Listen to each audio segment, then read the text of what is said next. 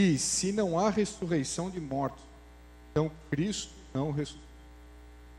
E se Cristo não ressuscitou, é vã a nossa pregação e vã a vossa fé.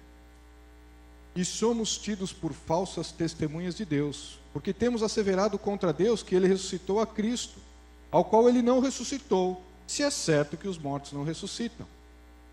Porque se os mortos não ressuscitam, também Cristo não ressuscitou. E se Cristo não ressuscitou, é vã a vossa fé, e ainda permaneceis nos vossos pecados. E ainda mais, os que dormiram em Cristo pereceram. Se a nossa esperança em Cristo se limita apenas a esta vida, somos os mais infelizes de todos os homens. Mas, de fato, Cristo ressuscitou dentre os mortos, sendo ele as primícias dos que dormem. Alguns milhares de anos atrás, Deus estabelece para o povo judeu 7 festas. 7 festas de Deus para Israel. A primeira dessas festas foi a Páscoa. Páscoa, que significa morte. Páscoa significa sangue nos umbrais da porta. Páscoa significa a morte do cordeiro. 3 dias depois dessa Páscoa, que era dia 14 do mês, chamado Nissan à época. Nissan era entre março e abril do nosso calendário. Nissan, um mês do calendário judaico. Entre março e abril, no dia 14, era a Páscoa do Senhor. Era a morte do cordeiro. E foi cumprido em 2 Coríntios 5. Jesus é o nosso cordeiro pascal. E 3 dias depois dessa festa, 3 dias depois, no dia imediato ao sábado, acontecia a festa das primícias. A segunda festa dos pães asmos e a terceira festa das primícias. Que houve o cumprimento no versículo 20 de 1 Coríntios capítulo 15. Mas de fato Cristo ressuscitou dentre os mortos, sendo ele as primícias dos que dormem. O cumprimento daquela festa que era dia 17 do mês de Nissan, que já 3 dias passada a Páscoa, 3 dias passada a morte do Cordeiro, haveria a ressurreição. As primícias dos que dormem, a ressurreição do Senhor Jesus. Porque se ele não ressuscitou, vamos embora. Paulo dizia aqui, aos Coríntios, é vã naquilo que acreditamos. E por quê? Romanos capítulo 4.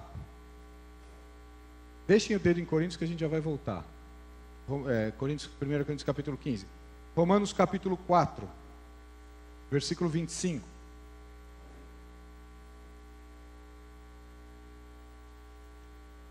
O qual foi entregue por causa das nossas transgressões. O sangue derramado paga a conta. Entretanto, e ressuscitou por causa da nossa justificação.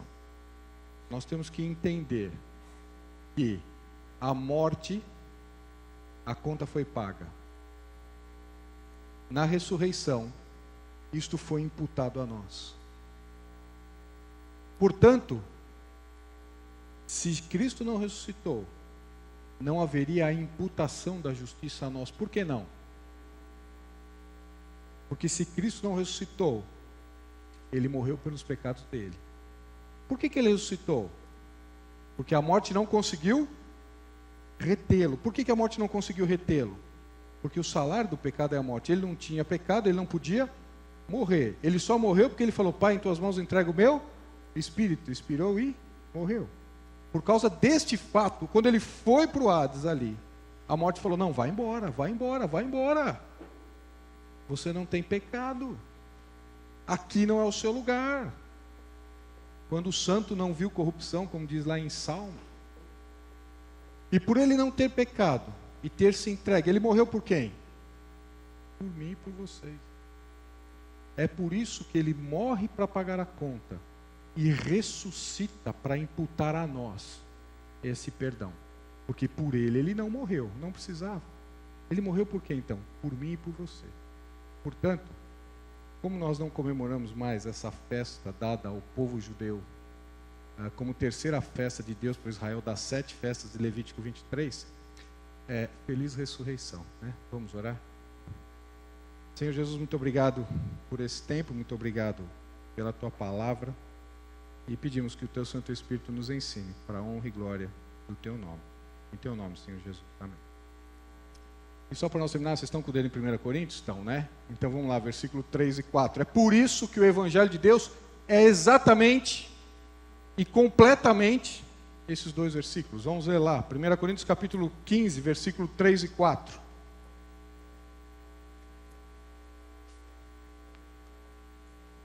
Quer falar do Senhor para alguém? Quer falar o plano completo da salvação para alguém? 1 Coríntios capítulo 3 e 4. Antes de tudo vos entreguei o que também recebi, que Cristo morreu pelos nossos pecados, segundo as Escrituras, e foi sepultado e ressuscitou ao 3º dia, segundo as Escrituras, e apareceu a Cefas e depois aos 12. Aqui está, nesses 2 versículos, o resumo do Evangelho. Qual é o Evangelho? Você precisa de um Salvador, porque você é pecador. E Cristo morreu para pagar essa conta. E como é que Ele imputou a nós? Quando Ele ressuscita, mostrando, demonstrando, comprovando que não tinha pecado. Ele morreu por quê? Para pagar que conta? A sua e a minha. Você crê nisso? Se você crê nisso, vamos voltar então para o estudo, que é esse quadrinho aqui. Se você crê nisso, normalmente nós usamos a palavra, você é salvo. Você é retirado de uma situação em que você não conseguia sair sozinho. Por isso o termo salvação. E a salvação, nós vimos as 3 etapas da salvação. A salvação do espírito, a salvação da alma e a salvação do corpo. Vimos isso já domingo passado. E nós estamos vendo a salvação da alma, que é, em outras palavras, a santificação. E aí nós vimos que esse aqui é o processo de salvação, quando o Espírito de Deus passa a conversar com o nosso espírito. Por quê? Porque estávamos mortos nos nossos delitos e pecados, Ele nos deu vida, né? E o que é vida? A vida com Deus, se a morte é separação, a vida é a religação. Passamos a ter o quê? A mente de Cristo, passamos a entender, passamos a compreender a forma de Deus pensar. Por quê? Porque não é o nosso espírito que revela quem somos, com Deus é a mesma coisa. E o Espírito de Deus vem habitar em nós, para começar a nos ensinar acerca das coisas de Deus. Portanto, a partir do momento em que o Espírito de Deus passa a habitar em nós, condição de segunda aliança, Ezequiel 36, tirar o coração de pedra e colocar o coração de carne, colocarei dentro de vós o meu espírito, para que guardeis, andeis, observeis, e assim por diante. Esse Espírito começa a comandar a nossa alma e começa a mostrar as reações de alguma mente transformada. Romanos capítulo 1 e 2. O Espírito de Deus é novamente a fonte de vida do espírito do homem regenerado. O Espírito de Deus ensina o espírito do homem e passa a ter a sua alma dirigida, pensamento, vontade e emoção, pelos ensinamentos de Deus, refletindo o resultado através do corpo de Cristo. E depois de tudo isso, o que acontece? Sendo ensinado pelo Espírito, processando aquilo que o Espírito me faz entender, como que Deus pensa, eu consigo ter o quê? Sabedoria. Lembram lá do início, quando vimos sabedoria? Passamos por isso também domingo passado. E estas fases, elas são o quê?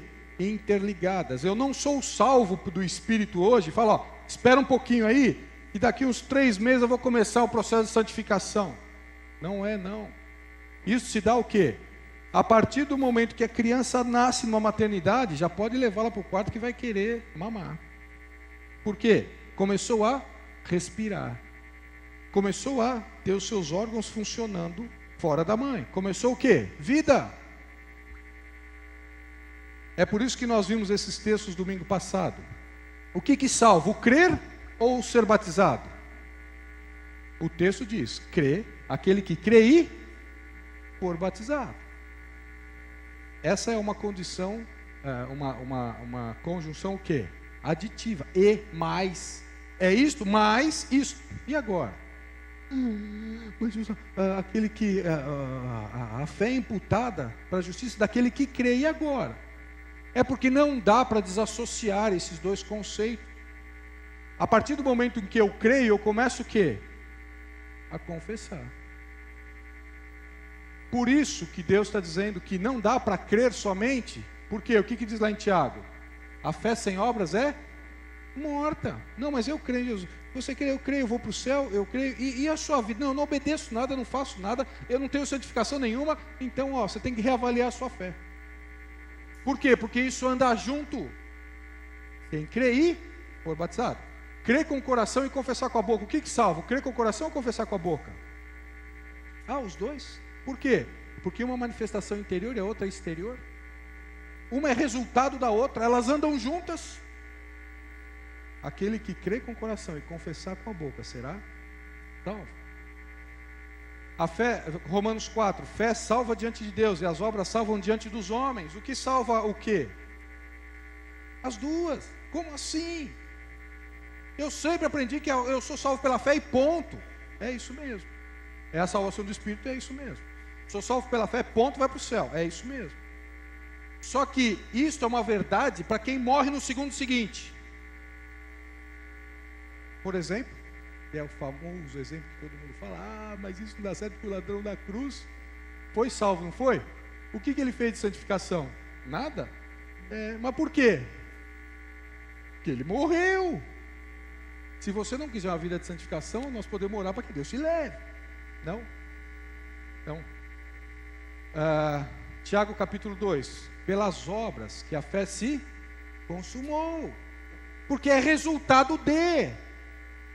Mas é pela fé que eu sou salvo, vou para o céu? É pela fé. Só que esta fé, ela está dentro de um conjunto chamado salvação, que salva espírito, alma e corpo. E quando há a salvação do espírito, a salvação da alma começa imediatamente, no mesmo segundo. Começou a santificação. E isso é resultado daquilo que cremos. É por isso que Jesus fala o quê? Conheça as pessoas pelo fruto. João Batista falou o quê? Produzir, pois, fruto digno de arrependimento. Fruto. O que você está vendo. Por quê? Porque o que você está vendo reflete aquilo que você é. A boca fala do que o coração está vendo. É resultado do que somos. Não dá para sermos alguma coisa e demonstrarmos outra coisa.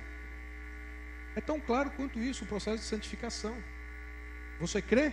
Começa a viver. É claro que ninguém vai começar a viver uma criança nasce e vai para a faculdade. É claro que não. Vai aprender o quê?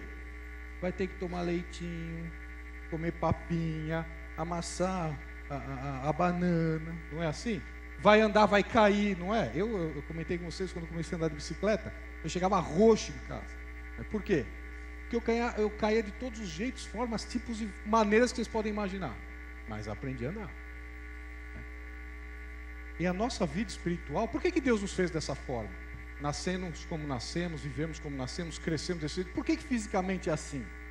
Para nós entendermos espiritualmente. Nós não fomos feitos assim porque Deus não tinha uma outra forma, não tem uma criatividade melhor. Como é que eu vou fazer o ser humano? Deixa eu fazer desse jeito, porque é a única forma que eu consegui inventar. Que isso?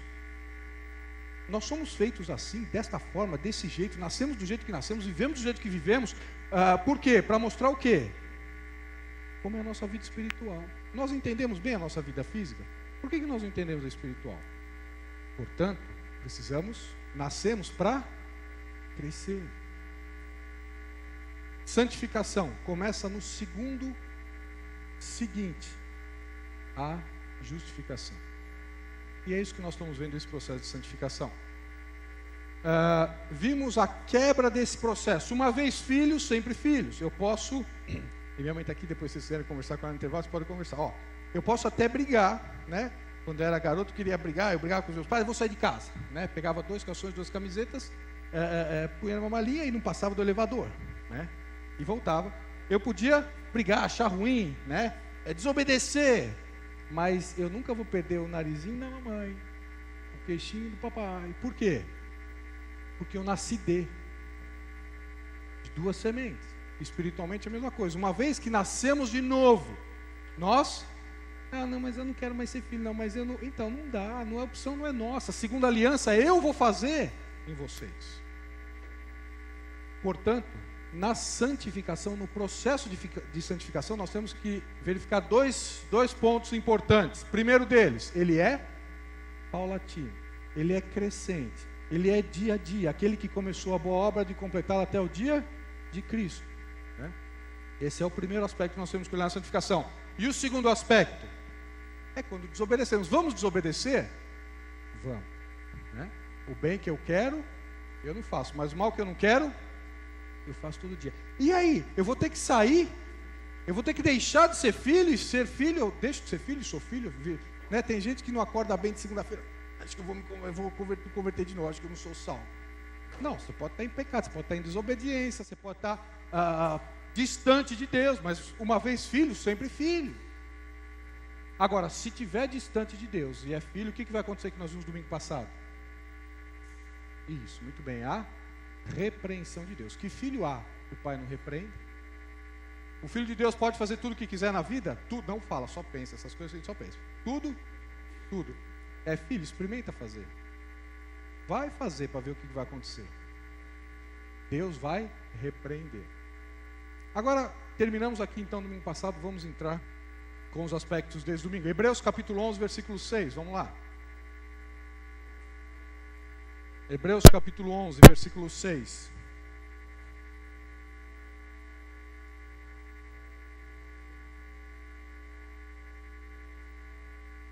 De fato, sem fé, é impossível agradar a Deus.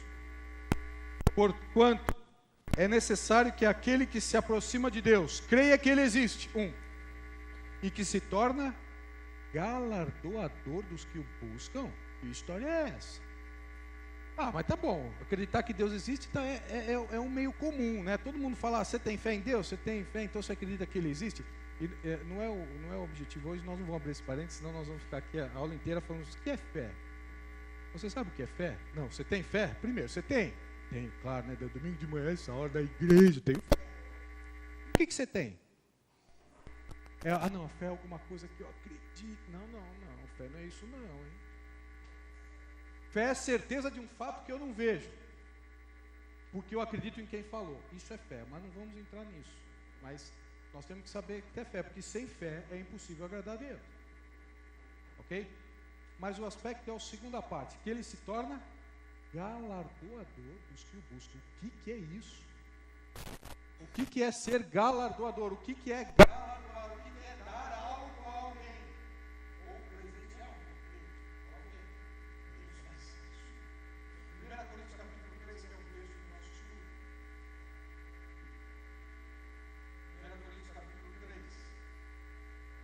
Vamos ver então o que são esses galardões.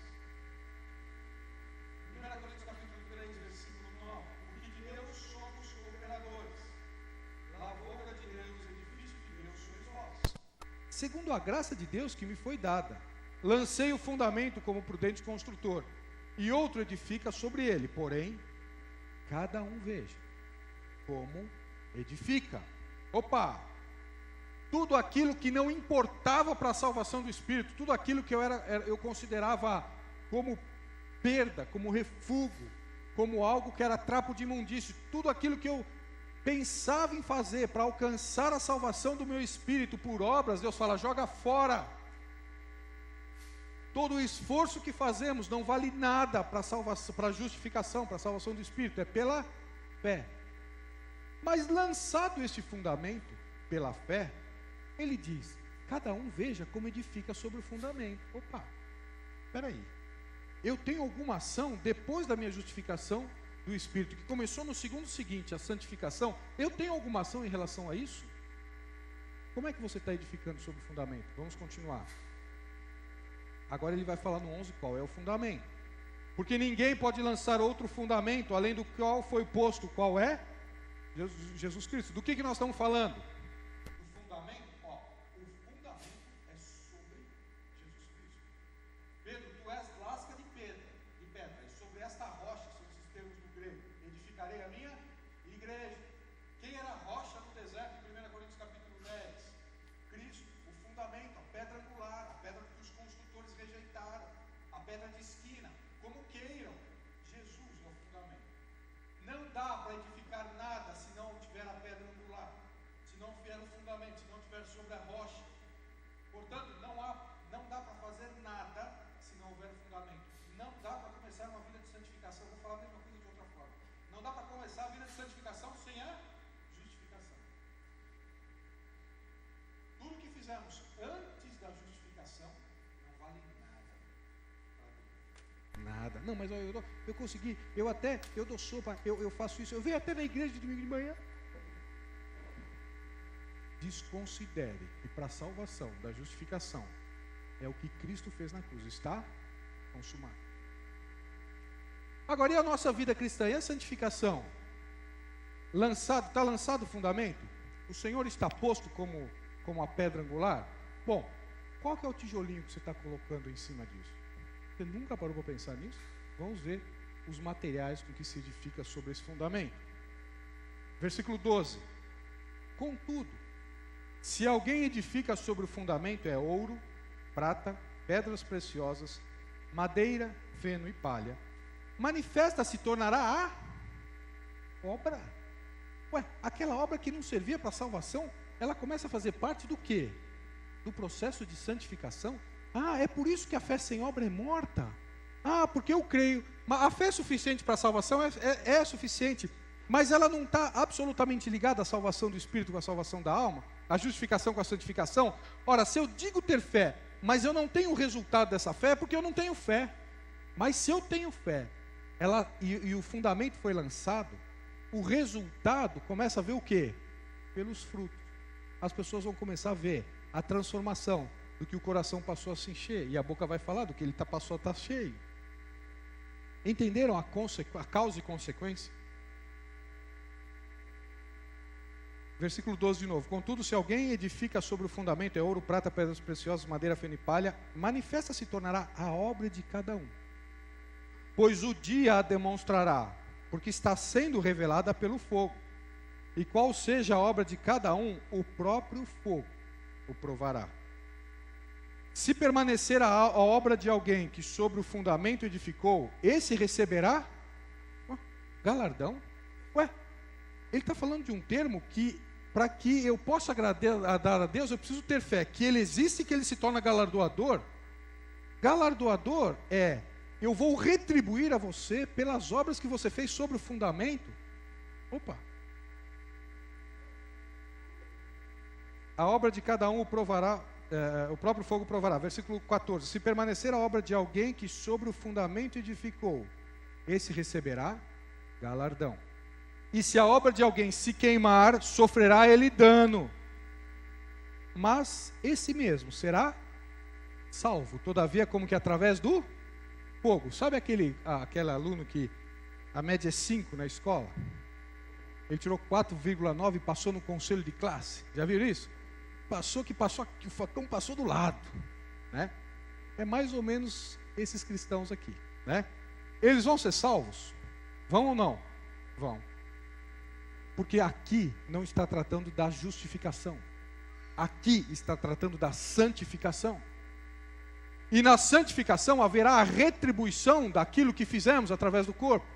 Você já nasceu de novo? Se você não nasceu de novo, você tem uma questão de justificação. Você não tem um fundamento, não dá para trabalhar nessas hipóteses. Você já nasceu de novo? Já. E o que você está fazendo através do seu corpo? Como é que é o seu cristianismo? Meu cristianismo é do jeito que eu quero, do jeito que eu imagino. Eu acho que eu tenho que viver assim, eu acho que eu tenho que fazer assim, e ora eu faço assim, ora eu faço... Não é assim não. O cristianismo é da forma com que Cristo está dizendo que é, do jeito que Deus está dizendo. Por quê? Porque isso será analisado. Esse fruto que nós produzimos depois que fomos justificados será analisado por Deus. E sabe como é que Deus vai provar? Pelo fogo. Cuidado, viu? Fogo na Bíblia ou é provação ou é juízo. Tem gente que fala assim, eu quero tanto fogo. Tem alguns coríntios que falam isso, cuidado, fogo na Bíblia é provação ou juízo. Mas Jesus não é o batizador que vai batizar na água e no fogo? É isso mesmo, né? Tanto é que as 4 vezes que ele fala desse texto, das 2 que ele fala do fogo, ele complementa lá de João Batista, lembram disso? E ele fala, quando ele fala vai batizar na água e no fogo, ele fala, e a sua pá ele a tem na mão e vai separar, né? E vai atar em feixes para o fogo, o lago de fogo. Então, Jesus é o batizador. Daqueles que creem, Jesus vai batizar no Espírito, e o Espírito vai batizar no corpo de Cristo. Jesus é o batizador. E para quem não crê, Jesus vai batizar no fogo. Lago de? Jesus é o batizador lá no trono branco. Portanto, este fogo aqui é prova, é juízo, ok? Mas isso é um outro assunto. Vamos lá. 1 Coríntios capítulo 4.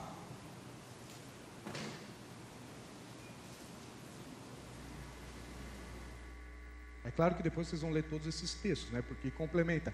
É por isso que depois do versículo 15 que nós lemos, ele fala: não sabeis que sois santuário de Deus e que o Espírito de Deus habita em vós? Ué, como é que você está vivendo sua vida nesse corpo? Você não sabe que o Espírito habita em você? Mas aí vocês continuam, mas eu quero destacar o 4, 4 e 5. Porque de nada, versículo 4 do capítulo 4 de 1 Coríntios. Porque de nada me argui a consciência, contudo, nem por isso me dou por justificado, pois quem me julga é o Senhor. Portanto, nada julgueis antes do tempo, até que venha o Senhor. Esse julgamento aqui é do que está por dentro, e não daquilo que é revelado. Porque daquilo que é revelado, Deus fala para julgar. Julgai todas as coisas e retende o que é bom. Não vamos usar aquele versículo, né? Não julgueis para que não seja julgado. Você já viu? Tem alguns versículos que as pessoas usam para pecar na Bíblia, né? Um dos versículos Deus conhece o coração. Deus não vê como homem, Deus vê o coração, né? E aí a pessoa usa isso para pecar, para justificar uma atitude contrária às Escrituras. Não, mas o meu coração, e o seu coração, a sua atitude é de acordo com o que o seu coração é. Lembra de causa e consequência? Então, e o outro versículo para pecar é quando alguém vai exortar o outro, porque está contrário às Escrituras, ele fala o quê? Tira a trave do seu olho antes de tirar o cisco do meu. Não é isso? Aí a pessoa fala, é verdade. Mas João capítulo 7, versículo 14 diz: não julgueis pela aparência, mas pela reta justiça. O padrão o que Jesus estava falando? Não julgueis para que não sejam julgados. Não se coloque no outro lado da balança. Porque eu e você, não somos padrões para ninguém. Portanto, se o comportamento ou a atitude de alguém está desse prato da balança, não se coloque e fale, não, mas eu no seu lugar não faria isso. Não, mas eu entendo que isso é errado. Mas não interessa o que nós entendemos, ou o que nós achamos, o que faremos no lugar da pessoa. Não interessa para Deus. Não interessa para outra pessoa. O que tem que estar no outro prato da balança? Reta justiça? Julgueis pela reta justiça. Deus está dizendo que não é assim. Deus está dizendo que é de outra forma. Portanto, nós temos que julgar sim, mas não nos colocando como padrão, colocando a palavra. Mas vamos fechar o parênteses, só para explicar esse não julgueis fora de tempo, porque aqui ele está falando de intenção, ok? Vamos lá. Portanto, nada julgueis antes do tempo, até que venha o Senhor, o qual não somente trará a plena luz a coisas ocultas, está vendo? É a intenção, é o que está lá dentro, ninguém pode ver. Não somente trará a plena luz as coisas ocultas das trevas, mas também manifestará os desígnios dos corações. E então, cada um receberá o louvor da parte de Deus. 2 categorias, 6 elementos, em 2 categorias: ouro, prata e pedras preciosas, madeira, feno e palha. Por quê? 2 categorias, 6 materiais. Por quê? Porque ouro, prata e pedras preciosas, quando colocada no fogo, o que acontece? Resiste e purifica. Não é isso? Tira as impurezas.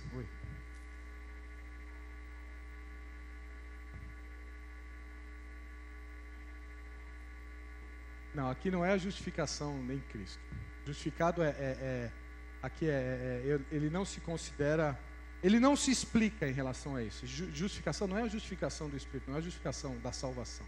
Ele não se, nem por isso ele quer se explicar, né? Justifica-se. Então veja, ouro, prata e pedras preciosas, o que? Permanece. E madeira, feno e palha? Põe no fogo. O que acontece? Não sobra nem a poeirinha. Está vendo? O fundamento está lá. Mas nós estamos edificando o quê? Madeira, feno e palha? A hora que Deus colocar o fogo, vai desaparecer. Vai ganhar galardão? Vai ou não? Não. Vai ser salvo? Mas o período de santificação vai ser analisado diante de Deus. 2 Coríntios capítulo 5.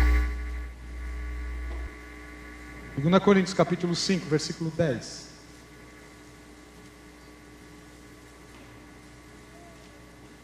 Segunda Coríntios capítulo 5, versículo 10. Porque importa, versículo 8, vai.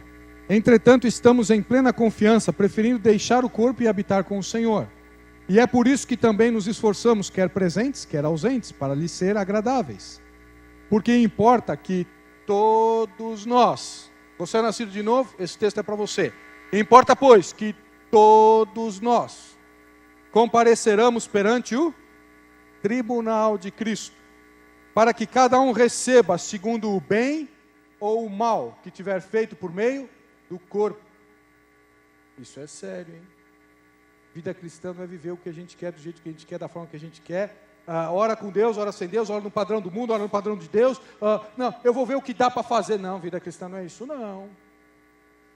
Lançado o fundamento, Deus começa a analisar tijolinho por tijolinho o que nós estamos fazendo. Isso vai ser analisado. Esse tribunal, mas quem crê não é julgado, que tribunal é esse? Essa palavra no grego é bema. Bema significa pódio.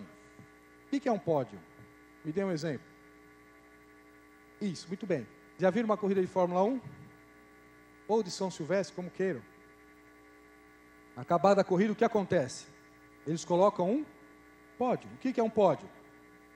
Primeiro, lembra? Primeiro, segundo, terceiro, quarto, quinto, lembram disso? Pódio é para receber o quê? Premiação de acordo com o lugar que chegar. Essa é a palavra usada no grego. Pódio, bema de Cristo. Tribunal não é para sermos julgados, mas é para termos as nossas obras analisadas. Não estamos falando de salvação, vai ser salvo. Se não permanecer uma obra, vai ser salvo como que é através do fogo. Mas receberemos galardões por aquilo que fizemos através do corpo. Como é que nós estamos vivendo a vida? Romanos capítulo 14, versículo 10.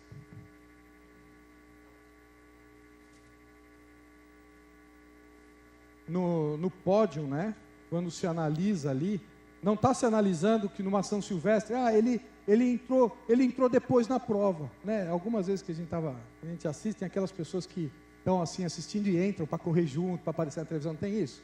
Então, esse daí normalmente os policiais pegam pelo cangote assim e tira, né? Mas já imaginou se alguém sai, passa e chega lá no pódio, ali não é o momento de analisar se ele correu de acordo com as regras ou não. Se ele está lá é porque ele correu de acordo com as regras. Se ele está lá é para analisar em que lugar que ele está. Romanos capítulo 14, versículo 10. E aqui é extraordinário esse texto, né? Se você vive na vida da igreja, você tem que estudar Romanos 14. Se você não estudou, como é que você vive em igreja? Na vida da igreja? Não ainda. Porque aqui diz assim, versículo 1. Acolhei o que é fraco na fé, não porém para discutir opiniões. Um crê que tudo pode comer, mas o fraco come legumes. Quem come não despreza o que não come, o que come não julgue o que não come, não julgue o que come, porque Deus o acolheu. Aqui está dizendo o quê? Idade espiritual. Quem já caminhou muito com Deus e quem está nascendo, vai se relacionar numa família. Como é que nós vamos analisar isso? Tem que usar o texto de Romanos 14, mas o que nós queremos chamar a atenção no versículo 10. Tu, porém, por que julgas a teu irmão? E tu, por que desprezas o teu? Aqui entre forte e fraco. O fraco julga o forte. Você está comendo carne? E o forte olha para o fraco e fala, não, mas você só come legumes, por que você faz isso? Não tem cabimento você fazer isso. Um julga um e o outro despreza o outro.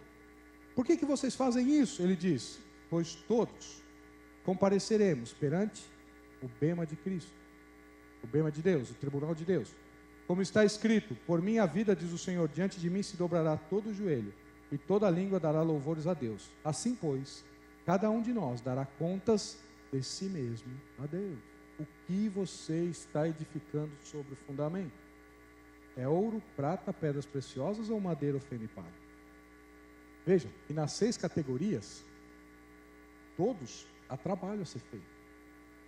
Agora, o que diferencia madeira, feno e palha, ou melhor, né, madeira, feno e palha, ouro, prata e pedras preciosas? O que diferencia essas categorias? O desígnio do coração. Por que estamos fazendo? Efésios capítulo 2. versículo 10. Quais são essas categorias? Efésios 2, de 1 a 10 é extraordinário, né? Fala todo o plano da salvação, como estava. Deus nos traz resumos, né? Parece resumo de cursinho para vestibular, né? Sabe aquela última semana de vestibular, o professor dá aquelas dicas, né? Aquele resumo. Então, um dos resumos é Efésios 2, de 1 a 10. Você quer saber a salvação inteira, de onde você estava, para onde você vai? Está aqui, ó. Né? No versículo 10.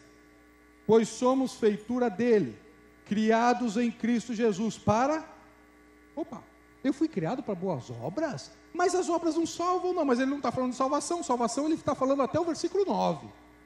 Deu vida, estando vós mortos, vós delitos e pecados, dá os 3 inimigos, os 3 que nos governavam passaram a ser os nossos 3 inimigos. Como é que eu vou viver essa vida?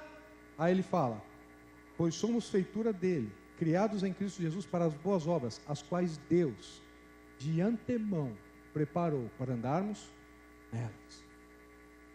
Fundamento, nascidos de novo, justificados, queiro dar o nome que vocês quiserem, dependendo do texto que vocês estão lendo, vocês podem dar esse nome como fundamento, como pedra angular, como Cristo, como a rocha do deserto, como vocês quiserem. Agora vamos lá, o que nós estamos edificando?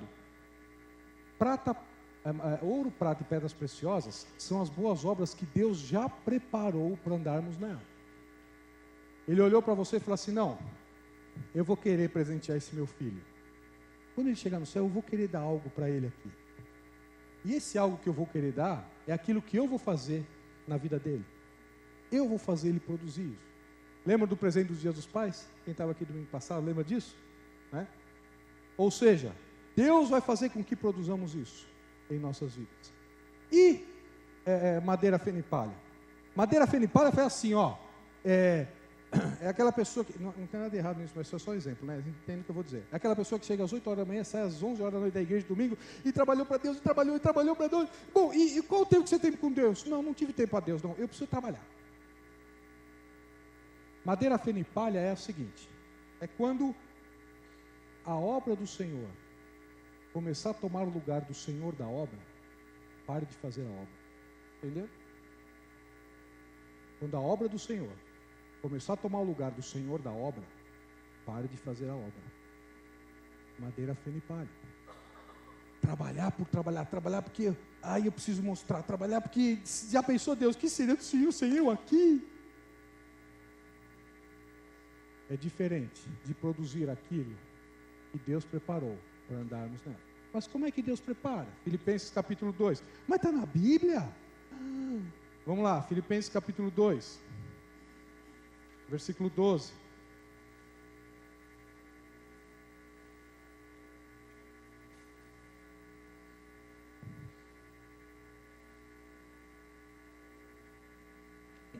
Assim, pois, amados meus, como sempre obedecestes, não só na minha presença, porém muito mais agora na minha ausência, desenvolvei a vossa salvação com temor e tremor.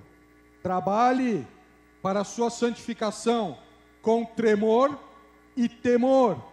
E essas palavrinhas aqui, uma delas é fobia. É isso mesmo. Deus não é nosso chapa. Deus não é nosso par. Eu não falo com meu Deus, não gostei do que o senhor fez, não. Como assim? Com quem que nós estamos falando? Com o Deus das Escrituras? É porque talvez nós não o conhecemos adequadamente. Né? Não, porque eu vou ordenar para Deus. Vocês já viram isso? Agora passou essa moda, não porque normalmente moda evangélica passa, né? O que Deus diz não, mas aquele negócio eu vou determinar para Deus. Né? Deus, eu só tenho que fazer isso. É o Deus da Bíblia? Se é o Deus da Bíblia, você não sabe com quem você está falando. Viu? Porque o Senhor é Ele, nós somos o servo. É Ele que manda e nós obedecemos. Esse é o Deus da Bíblia. Portanto, desenvolva a sua santificação, trabalhe pela sua salvação, dê resultado daquilo que Deus transformou o seu coração com temor e tremor. E a outra palavrinha é trobos, né, de trovão. Porque Deus é quem efetua em vós tanto querer como realizar, segundo a sua boa vontade. Não tira o texto fora de contexto, não. Esse texto está dizendo sobre santificação. Aquelas pessoas que falam, eu vou fazer tal coisa porque Deus efetua em meio querer e realizar, eu quero tanta coisa, Ele vai me dar. Que isso? Não, o texto não está dizendo isso não. O texto está dizendo que Ele efetua em nós o querer e o realizar, segundo a sua boa vontade. O que ele está dizendo aqui? As boas obras que Ele preparou de antemão para nós andarmos nelas. Porque Ele quer nos galardoar quando chegarmos ali e tivermos as nossas obras analisadas. Fazei, pois, versículo 14, tudo sem murmurações, nem contendas, para que vos torneis irrepreensíveis e sinceros filhos de Deus, inculpáveis no meio de uma geração pervertida e corrupta, na qual resplandeceis como luzeiros no mundo, preservando a palavra da vida, para que no dia de Cristo eu me glorie de que não corri em vão, nem me esforcei inutilmente. Olha aqui, mais um resumo para o vestibular. Santificação. Como assim, Deus? Eu vou trabalhar para a minha santificação. Você já se colocou diante de Deus. E colocar-se diante de Deus, falar assim, não, ó Senhor, eu estou aqui, o que o Senhor vai fazer? Nada, hein? Não fez nada, Senhor, eu estou aqui. Não, não é isso não. Colocar-se diante de Deus é se relacionar com Deus. Como é que eu me relaciono com uma pessoa? Convivendo com ela? Com Deus é a mesma coisa, não é diferente não. Como é que eu convivo com uma pessoa? Eu falando e escutando? Com Deus é a mesma coisa. Quanto tempo você ora e coloca suas coisas, sua vida diante de Deus? Quanto tempo você se dedica a ouvir o que Deus tem para você? Isso é se relacionar com Deus. Isso é se colocar diante de Deus para a boa obra que Ele preparou para andarmos nela. E é nesta intimidade com Deus, Ele vai nos dar conhecimento. Interessante que nessa intimidade Ele vai nos dar sabedoria. Interessante que nessa intimidade eu vou fazer a vontade dEle. Interessante que nessa intimidade eu vou o quê? Estar disposto para as boas obras que Ele preparou para andarmos nela. Está vendo? Deus falando a mesma coisa de diversas formas. Não é possível viver a vida cristã se nós ignorarmos as Escrituras e não nos relacionarmos com Deus pela oração. O que é oração mesmo? Vocês lembram que nós falamos, respondendo uma das perguntas aqui? Oração não é para lembrar Deus, Deus vai se esquecer, Deus, eu vou lembrar o Senhor amanhã eu tenho um probleminha, amanhã é feriado, na terça-feira, eu tenho um probleminha que eu preciso lembrar o Senhor, e que o Senhor não sabe, e eu também vou dar a dica para ver como é que o Senhor resolve, porque às vezes o Senhor não sabe a saída, e eu vou... Oração não é para isso. Oração é para nós nos submetermos a quem Deus é, por isso que nós oramos, porque Ele já sabe o que vai pedir antes que chegue à nossa boca, então não é para lembrar Deus, não é para fazer um tema conhecido dele, é para nós nos submetermos. Humilhai-vos perante a poderosa mão de Deus, para que Ele em tempo oportuno vos exalte. Como é que nós nos humilhamos? Lançando sobre Ele toda a nossa ansiedade, porque Ele tem cuidado de vós. Como lançamos? Filipenses capítulo 4, né? Pela oração, súplica com ações de graça. É por isso, eu oro para me submeter ao senhorio dEle. Senhorio tem a ver com santificação, porque Salvador tem a ver com salvação, justificação. E senhorio tem a ver com justificação. Quem é o dono da nossa vida? Quem está dando as diretrizes para nós vivermos aqui? Portanto, se você ora pouco, você se humilha pouco. O contrário, o antônimo de humilhar é exaltar, é ser orgulhoso. Portanto, quem ora pouco é porque é orgulhoso diante de Deus. Eu nunca pensei nisso. E quem é orgulhoso de Deus não tem o temor do Senhor. O temor do Senhor é o princípio da sabedoria. Também não tem sabedoria. Que coisa, eu nunca tinha pensado nisso. Como é que está a sua vida de oração? É aquela lá que você vai orar, Senhor, abençoe também em nome de Jesus, amém. Vamos lá, vamos comer, criançada, vamos parar com essa bagunça. É isso ou não? Qual o relacionamento que você tem com Deus pela oração? O que você está colocando diante de Deus? Só aqueles problemas que você não consegue resolver de jeito nenhum? Eu já fui para tanta gente, tanto lugar, tantas pessoas, ninguém consegue resolver. Senhor, e agora? Ele falou, eu estava aqui desde o começo. É a última pessoa que você veio procurar? Porque quando está tudo bem, nós conseguimos resolver. Conseguimos mesmo? Como estamos nos relacionando com Deus? Estamos colocando diante dEle? Eu tenho minha vida de oração, olha, eu oro, excelente. E quanto você está ouvindo Deus falar? Porque é dessa forma que Ele vai efetuar em nós o querer e o realizar. As boas obras que Ele preparou para andarmos nela. E depois de tudo isso, nós vamos chegar lá ainda e vai falar assim, e aí Dante, Senhor, eu não consegui então, mas eu fiz por você, lembra? Eu usei você para fazer aquilo. vai passar pelo fogo e vai permanecer. Senhor, mas tem umas que eu quis fazer por mim mesmo, então eu deixei o Senhor de lado. Nem estava muito na Bíblia o que eu queria fazer, mas eu até fiz então, vai, queimou. Eu estou falando, acho que já virou pozinho já. Quando estiver querendo explicar para Deus, né? Quais são esses tipos?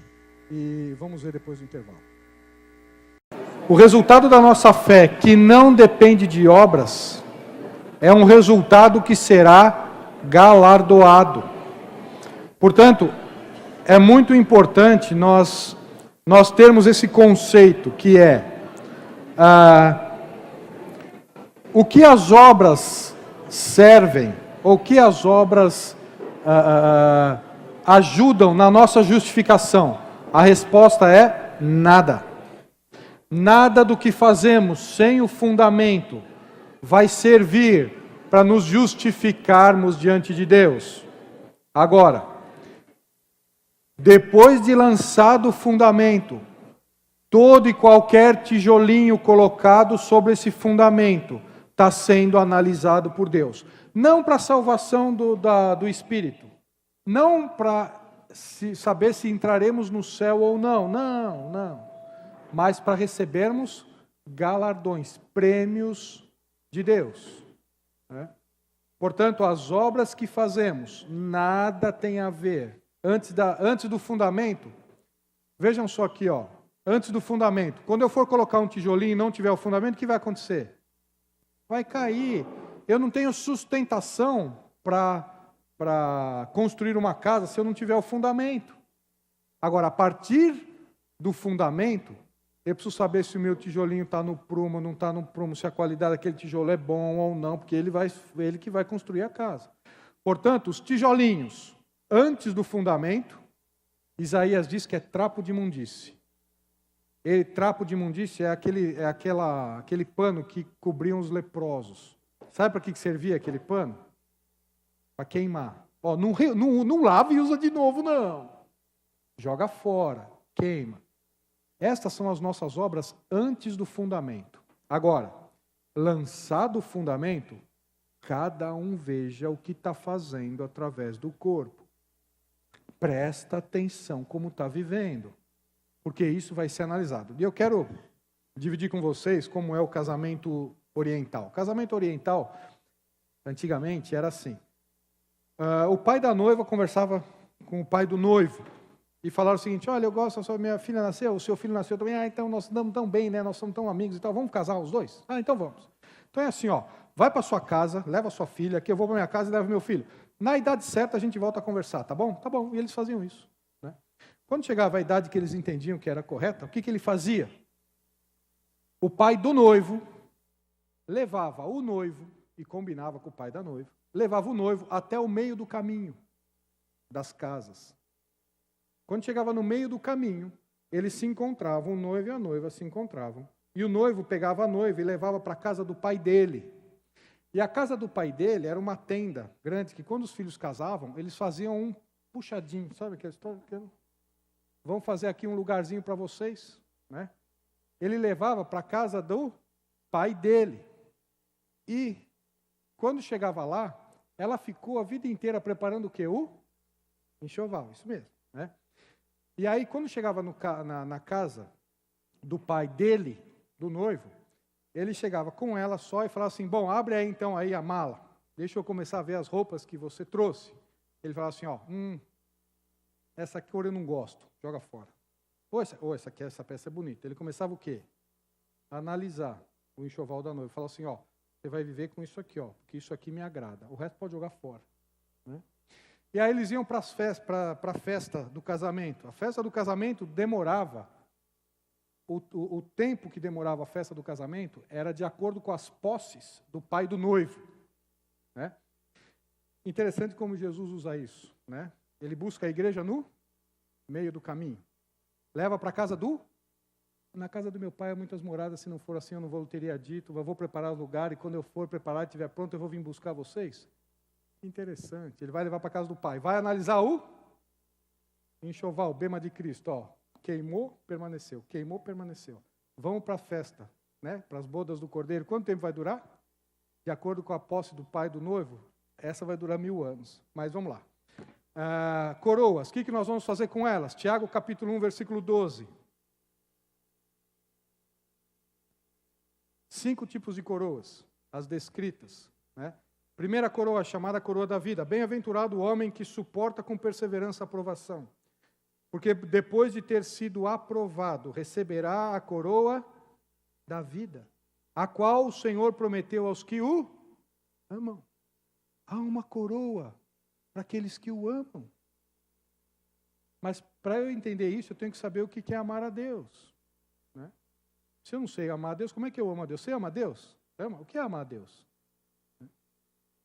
Nós temos que nos amarmos uns aos outros, né? A Deus sobre todas as coisas e ao próximo como eu vos amei, né? Veja, mas isso é um outro estudo. Mas vamos lá. Amor a Deus, há uma coroa para aqueles que o amam.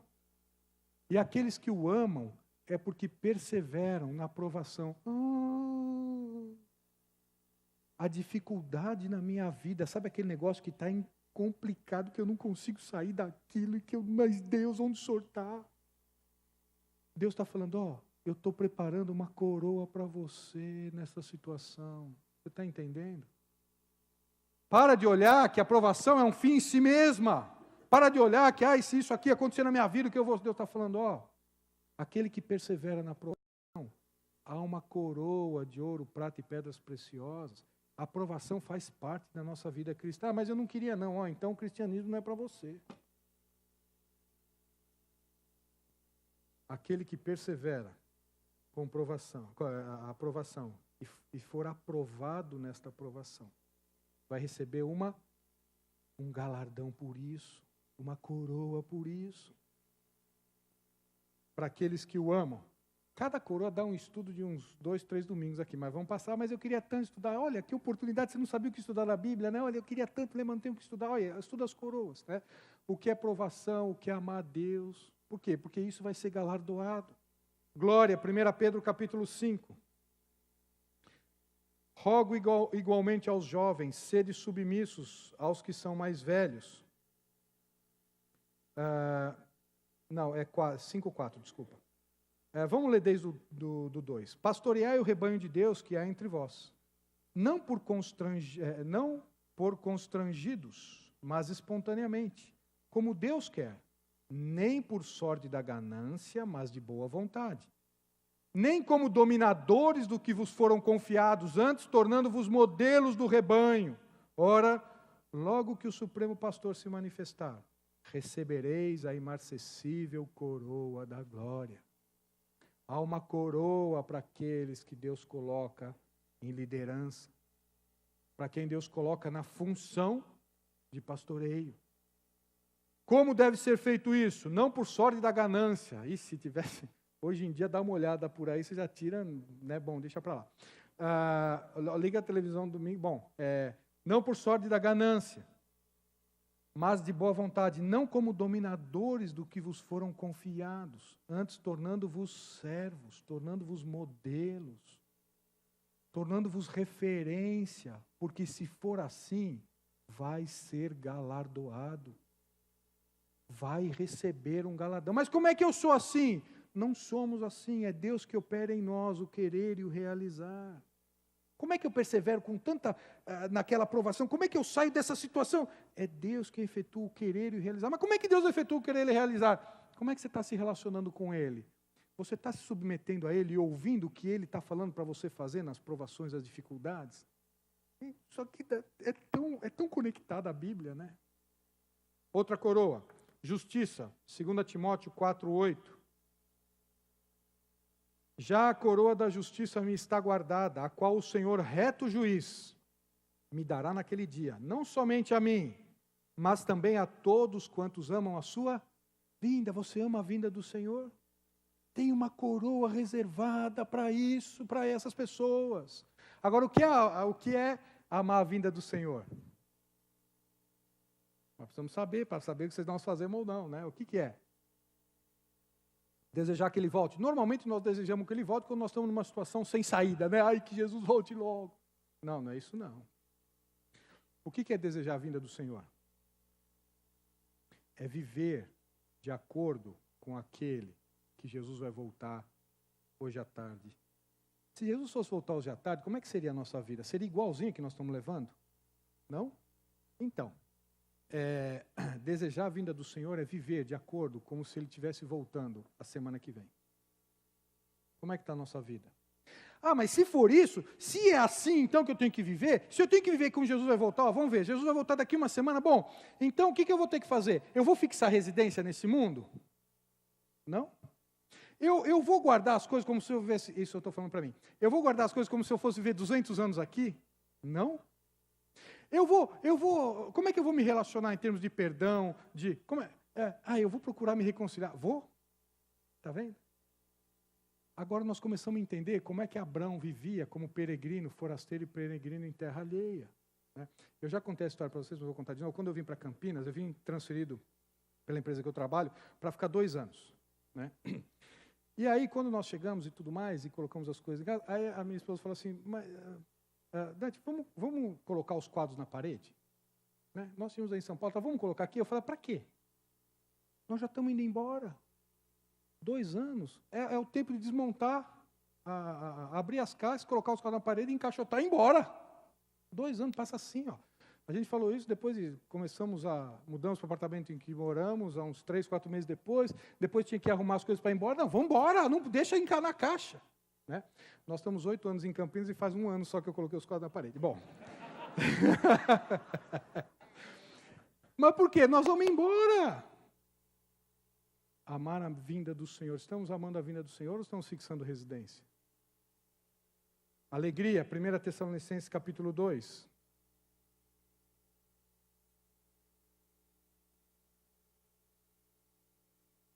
E outro dia nós estávamos pensando, eu falei assim, mas podíamos ter colocado a televisão na parede. A minha filha falou, papai, mas você não prega nada na parede, né? Então, aí eu falei, mas o papai estava mudando, agora já faz tempo que ele está aqui, né? 1 Tessalonicenses capítulo 2, versículo 19. Pois quem é a nossa esperança ou alegria, ou coroa em que exaltamos na presença do nosso Senhor Jesus Cristo em sua vinda? Não sois vós. Sim, vós sois realmente a nossa glória e a nossa alegria. O quanto estamos investindo na vida de pessoas. Há uma coroa para isso. Paulo falava, sabe quem é a minha coroa de alegria? Paulo falava, vocês. Quando o Senhor se manifestar. Coroa de alegria. Incorruptível, 1 Coríntios capítulo 9, versículo 17.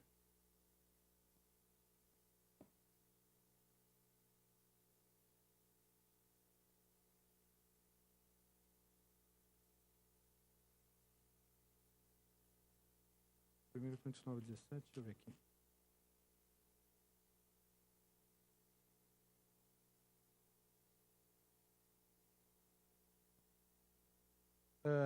Versículo 16. Se anuncio o evangelho, não tenho de que me gloriar, pois sobre mim pesa essa obrigação, porque ai de mim se não pregar o evangelho. Se o faço de livre vontade, tenho galardão. Deus vai me presentear se faço aquilo que é minha obrigação fazer.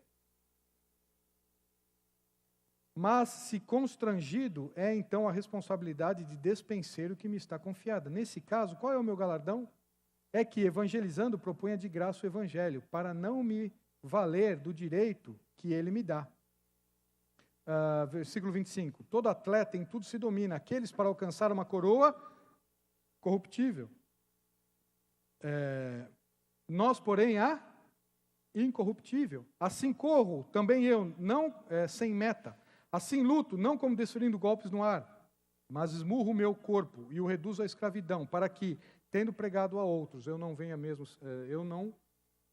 eu mesmo a ser desqualificado. Aqui não está falando de salvação, está falando de prêmio, de galardão. Né? E aqui é extraordinário quando ele fala falando o seguinte, olha, o que me importa são os outros. Eu vou me fazer fraco para com o fraco, para ganhar os fracos. E fazer fraco com os fracos não é pecar com o pecador, hein? Sabe aqueles textos que usa para pecar? Esse aqui é o outro deles. Não, eu vou em tal lugar porque eu vou me fazer como ele. Que isso? Você vai se drogar para pregar para um drogado? Ora, que isso? Deus não está falando e nunca disse isso. Deus jamais falou peque para se identificar com o pecador. Que isso?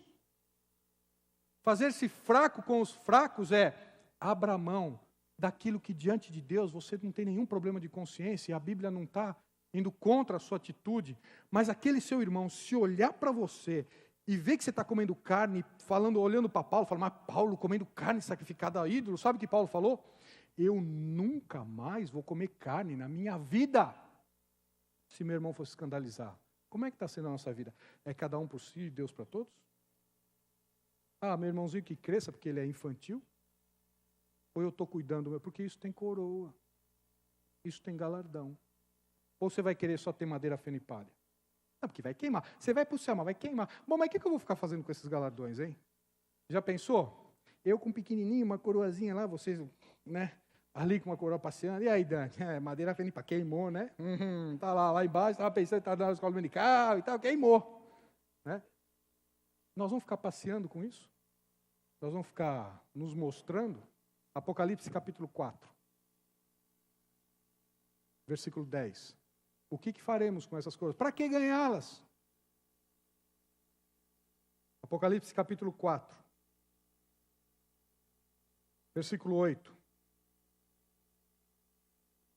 Versículo 9. Quando esses seres viventes derem glória, honra e ações de graça ao que se encontra sentado no trono e ao que vive pelos séculos dos séculos, os 24 anciãos prostrar-se-ão diante daquele que se encontra sentado no trono, adorarão ao que vive pelos séculos dos séculos e depositarão as suas coroas diante do trono, proclamando: Tu és digno, Senhor e Deus nosso, de receber a glória, a honra e o poder, porque todas as coisas tu criaste, sim, por causa da tua vontade vieram a existir e foram criadas. Sabe o que você vai fazer com essa coroa? Sabe o que eu vou fazer com essa coroa?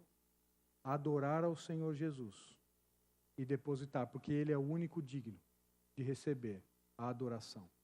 Por quê? Porque foi Ele mesmo quem fez em nós para termos o resultado. Lembra no presente do Dia dos Pais? Aqui, pai. Né? Está aqui. Mas afinal de contas o Senhor comprou, o Senhor falou para minha mãe me levar para buscar, eu escondi, o Senhor sabia onde estava, o Senhor sabia o que era, aí quando eu cheguei no dia, dei a caixa de sapatos, o Senhor olhou, mas um sapato, era o que eu queria. Mas foi o Senhor que trabalhou, comprou e fez tudo. Então estou aqui para o Senhor, estender as coroas. O quanto você quer adorar ao Senhor na eternidade? Não é, não, mas vai chegar no céu, vou ficar do ladinho de Jesus, não vou sair de perto dele, não vai ter espaço, não vou dar espaço para ninguém, porque...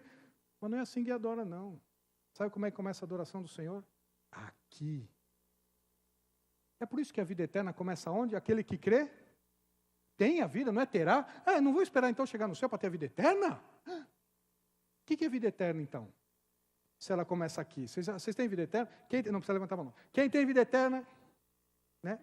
Você tem vida eterna? O que é? Porque ela já começou, você sabia? Não te contaram que a vida eterna já começou? A vida eterna é esta, que te conheçam a ti, o único Deus a quem tu enviaste. Está lá em João. Vida eterna é conhecer o Senhor Jesus. Você já começou a conhecê-lo pelas Escrituras? Porque é a única forma de conhecê-lo é pelas Escrituras. Quanto tempo você dedica a isso? Não, porque vida eterna é isso. Não, mas quando eu chegar no céu, eu vou ter vida com Deus. Não, começa aqui, agora. Da mesma forma que a adoração no céu começa aqui, agora. Sobre o fundamento, o que nós estamos edificando. Ou nós estamos querendo viver a vida do jeito que a gente quer, da forma que a gente quer, da forma... Não, porque cristianismo é do jeito que eu quero. Não é. É do jeito que Deus está falando que é. E é dessa forma que nós vamos adorar ao Senhor Jesus. Você quer adorá-lo?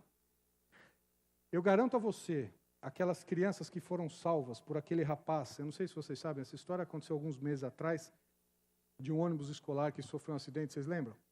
E um rapaz, eu não me lembro se ele estava dentro do ônibus ou fora, agora eu não me lembro exatamente a história, mas ele começou a salvar as crianças daquele ônibus, que tinha caído num riacho. E quando ele estava salvando 3, 4 crianças, na outra ele não conseguiu, ele morreu. Vocês lembram dessa história? Vocês já imaginaram? Pergunta para aquelas crianças se elas vão guardar a vida daquele rapaz ou não. E o que elas puderem fazer para a família, para as pessoas, se elas vão fazer ou não. E isso foi em relação a uma vida que tem limite, que vai acabar. E a nossa vida eterna? Ou nós não temos consciência do que Deus nos livrou? Do que Jesus fez por nós? Porque se nós não tivermos consciência, nós não vamos adorar, nós não temos a menor consciência mesmo do que Deus fez por nós. Agora nós temos consciência? o quanto nós queremos adorá-lo. Eu queria dar minha vida pelo Senhor. Então começa com as coroas, porque é dessa forma que nós vamos adorá-lo, como Deus quer. Dúvidas várias? Bom, vamos lá. Santificação. Santificação, as obras que Deus fez por nós. Agora, 1 Pedro capítulo 1. Vamos ter que correr um pouquinho, mas o que nós estamos fazendo até agora? Vamos ter que correr mais, então. Aperte os cintos aí. 1 Pedro capítulo 1. Mas eu estou vendo lá no cronograma inicial que você não chegou nem na metade dos assuntos. Eu prefiro ver os assuntos com calma do que correr e ver pela metade. Então, não vamos nem chegar na metade dos temas que a gente ia programar. Lembram disso? Eu lembro que vocês estão anotando lá em casa. Não vai dar tempo. Não vai mesmo, vocês já perceberam, né? 1 Pedro capítulo 1, versículo 13. Como é que é a vida de santificação? Bom, eu já sei que a santificação é aquilo que eu faço, porque Deus vai produzir em mim o querer e o realizar, segundo a sua boa vontade, né? É que eu faço, lançado o fundamento, justificado, salvos do Espírito, lancei o fundamento, eu vou começar a construir os tijolinhos, né? Vão ter tijolinhos que eu vou colocar lá, mas Deus vai falar assim, esse aqui é madeira fenipalha, Dante. E esse aqui não foi você que fez, fui eu que fiz através de você, portanto vai prevalecer. Começamos a construir. E o que significa isso? Bom, tá bom, já sei que eu preciso amar a vinda do Senhor, ser perseverante na aprovação e o amá-lo por isso. Para aqueles que são dirigentes vai ter uma coroa especial. Eu me preocupar, preocupar não, porque eu me ocupar, né? Preocupação é uma ocupação que não existe ainda, mas me ocupar com as pessoas, investir em pessoas. Bom, isso tudo vai fazer eu glorificar a Deus quando eu pegar a minha coroa e colocar aos pés do Senhor e falar, Senhor, eu estou aqui por sua causa. É isso mesmo. Tá bom, isso tudo tá, mas e segunda, terça, quarta, quando eu estou no trabalho, não ganho esposa em casa, como é que eu tenho que andar? Tem na Bíblia? Tem, 1 Pedro capítulo 1, versículo 13. Por isso, cingindo o vosso entendimento, sede sóbrios, e esperai inteiramente na graça que vos está sendo trazida na revelação de Jesus Cristo. Prestem atenção. Mas eu estou prestando atenção desde que eu cheguei, então agora redobra aí, vamos lá. Como filhos da obediência, não vos amoldeis às paixões que tinhais anteriormente na vossa ignorância. Pelo contrário, segundo é santo aquele que vos chamou, tornai-vos santos também vós mesmos em todo o vosso procedimento. Santidade tem a ver com aquilo que eu faço. Santidade tem a ver com a forma com que eu vivo. Que história é essa? Para mim, santidade, eu pensei que era só uma posição, não, era a posição em relação ao santo, lembra? Sentados nas regiões celestiais, mas em relação ao Estado? Bom, em relação ao Estado é como eu vivo aqui, não é? Não é como eu edifico sobre o fundamento? Isso tem a ver com procedimento, isso tem a ver com a vida, isso tem a ver com como eu me relaciono, isso tem a ver com como eu lido com os negócios, isso tem a ver com como eu lido com a minha carne, isso tem a ver com o dia a dia, isso é santificação. Porque está escrito, versículo 16, sede santos porque eu sou santo. Ora, se invocais como Pai aquele que sem acepção de pessoas julga segundo as obras de cada um, portai-vos com temor durante o tempo da vossa peregrinação, sabendo que não foi mediante coisas corruptíveis, como prata ou ouro, que fosse resgatados o vosso fútil procedimento que vossos pais vos legaram, mas pelo precioso sangue como de cordeiro, sem defeito e sem mácula, sangue de Cristo, conhecido com efeito antes da fundação do mundo, porém manifestado no fim dos tempos por amor de vós. Se portem, Deus falando de novo, né, a mesma coisa de outra forma, se portem por aqueles que já foram, de acordo com aqueles que já foram justificados. Você quer ouvir isso de outra forma? Por aquele que o Senhor Jesus pagou o preço, como um cordeiro sem defeito e sem mácula, né, que morreu antes da fundação do mundo. Então, olha aqui, versículo 17, ora, se invocais como Pai, aquele que sem acepção de pessoas julga segundo as obras de cada um, portai-vos com temor durante o tempo da vossa peregrinação. Peregrinação tem uma coroa. Temor, desenvolver a vossa salvação com temor e tremor, né? Obras de cada um vai ser analisada no tribunal de Cristo. Eu estou entendendo que isso está tudo detalhado em outros textos, hein? Como eu devo viver?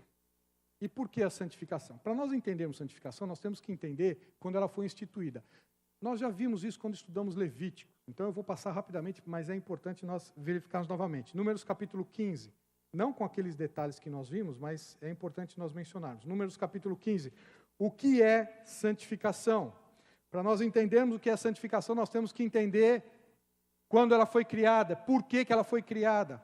Quando esse texto é citado em 1 Pedro, sede santos porque eu sou santo, está sendo citado o Antigo Testamento, a primeira aliança, e diz assim, 37 a 41. O que é ser santo? O que é ser santo? Ser santo não é falar de uma... Tem gente que fala assim, ai, tá vendo aquela pessoa santa, ela fala tão manso. Você fala bom dia, ele fala bom dia. Até demora. Chega na igreja, mas é uma pessoa assim tão leve, né? Não é o meu caso, mas é uma pessoa tão... Não, santidade não é nada disso. Santidade está em Números capítulo 15, versículo 37. Disse o Senhor a Moisés, fala aos filhos de Israel e dize-lhes que nos cantos das suas vestes façam borlas pelas suas gerações, e as borlas em cada canto presas em um cordão de azul. E as borlas vos serão para que, vendo-as, vos lembreis de todos os mandamentos do Senhor, e os cumprais. E não seguireis os desejos do vosso coração, nem dos vossos olhos, após os quais andais adulterando, para que vos lembreis de todos os meus mandamentos e os cumprais, e santos sereis ao vosso Deus. Interessante. Não vos moldeis as paixões que anteriormente vocês tinham.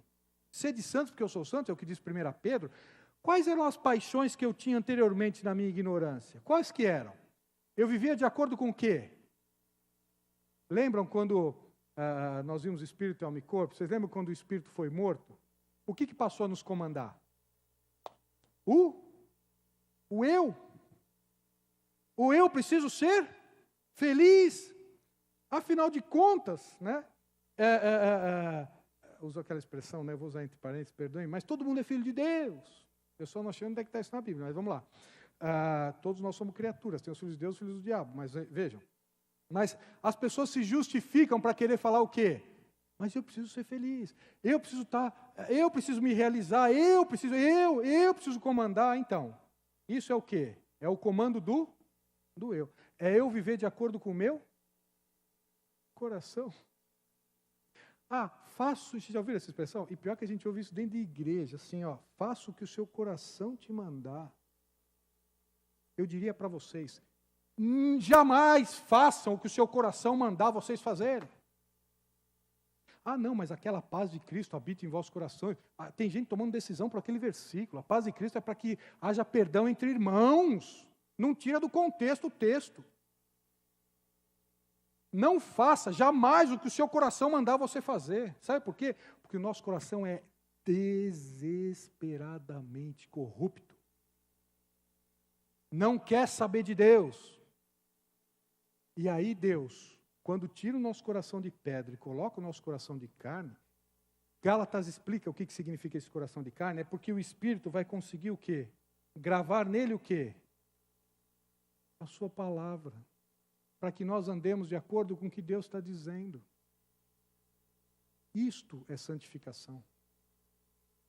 E Deus está dizendo para Israel, haja de acordo com os meus mandamentos, do que eu estou dizendo para fazer. Vocês já viram aquelas pessoas que falam assim, mas por que você está se separando? É porque meu amor acabou, eu não sinto mais nada. Mas você não tem que sentir nada, você assumiu um compromisso diante de Deus e das pessoas que estavam lá. É isso que você vai ter que cumprir. Mas o seu coração não toma decisão. Porque se tomar decisão, você vai errar. A nossa vida é pautada por aquilo que Deus diz, não por aquilo que sentimos. Não é assim o perdão? Deus fala assim, se confessar os nossos pecados, Ele é fiel e justo para nos perdoar, nos purificar de toda justiça. Aí você fala assim, Senhor, me perdoa para aquele pecado que eu não vou contar, né? Em nome de Jesus, amém. Aí você levanta assim, eu não sinto que eu fui perdoado. Vocês já aconteceu isso com vocês? Comigo várias vezes. Né? E aí o que você faz? Tem gente que confessa o mesmo pecado 10 vezes. E Deus está falando, do que você está falando mesmo? Eu já me esqueci. Porque eu lancei nas profundezas do mar. Como diz do Oriente e do Ocidente, eu já afastei esse pecado de você. Você está falando do que mesmo? Não, Senhor, não é porque eu não sinto. Mas onde é que está na Bíblia que você vai sentir o perdão? Onde é que está na Bíblia que nós vamos sentir o amor? Onde é que está isso na Bíblia? Filipenses 2 diz, tende a mesma atitude que Cristo Jesus teve para conosco. Aquela palavrinha no grego é atitude, não é sentimento, não. Algumas traduções falam, tende o mesmo sentimento que teve em Cristo. Não, aquilo é atitude. Tome uma decisão por aquilo que está sendo dito. Não, mas as circunstâncias são contrárias. Os 10 espias e os 2 espias também, as circunstâncias eram o mesmo. Qual que fez a diferença? As circunstâncias ou o que eles acreditaram? Ou em quem eles acreditaram? O cristianismo é isso. Para de se amoldar das paixões que nós tínhamos, porque quando nós tínhamos essas paixões, nós éramos dirigidos pelo quê? Pelo coração. Eu acho que é bom isso. É o erro e tentativa, lembra? Eu acho que é bom isso, eu acho que é bom aquilo, eu vou agir assim, não, mas aqui eu penso, não, mas aqui eu sinto, aqui eu não sinto mais. Mas o cristianismo não é isso. Sede santos, porque eu sou o santo. Para de se moldar de acordo com as paixões. Senhor, mas como é que Israel era santo? Deus fala para Israel, para de viver de acordo com o seu coração. Viva de acordo com o que eu estou falando, porque eu conheço o futuro e vocês não. Deus está dizendo. Santidade é cumprir uma determinação. Qual é a determinação para Deus hoje? Que Deus deixa conosco hoje? Eu não sei, porque eu não tenho muito tempo para ler esse livro, não. Eu tenho muita coisa para fazer, tenho que trabalhar, tenho que me divertir, eu tenho que fazer. Então, não vai dar para viver uma vida de santidade. Se não viver uma vida de santidade, o que vai estar edificando provavelmente vai ser madeira fenipalha, vai queimar. Quanto você vai estar adorando o Senhor Jesus na eternidade? Então quer dizer que eu tenho que ler a Bíblia e orar? Então, é aquele que efetua em vós o querer realizar segundo a sua boa vontade. Tá vendo? É só voltar, dá na mesma. A ordem dos tratores não altera o viaduto, né? Você pode ir da frente para trás e de trás para frente que dá na mesma. Chega no mesmo objetivo. Porque Deus fala a mesma coisa de diversas formas. Quais foram as razões que Deus falou para eles se santificarem diante dos povos? Existem 2 regras. A gente sempre se fixa na segunda, né? E esquece da primeira. Sabe quais eram as 2 razões para que Deus falasse assim, não se misture? Ou, existem essas regras para vocês verem no deserto? Quais eram as razões? Já dei a cola, ficou fácil, né? Mas a segunda delas, não é para preservar, tem questões de saúde, de higiene, né? Então, ali, os alimentos apodreciam. É verdade, isso é fato. Mas essa é a segunda razão. Qual é a primeira? Deus deu a santidade para fortalecer barreiras. Deus deu a santidade para criar muros. Deus deu a santidade para nós não nos relacionarmos com quem não agrada a Deus. Não é isso não, não? Então vamos lá. Deuteronômio capítulo 12, versículo 29.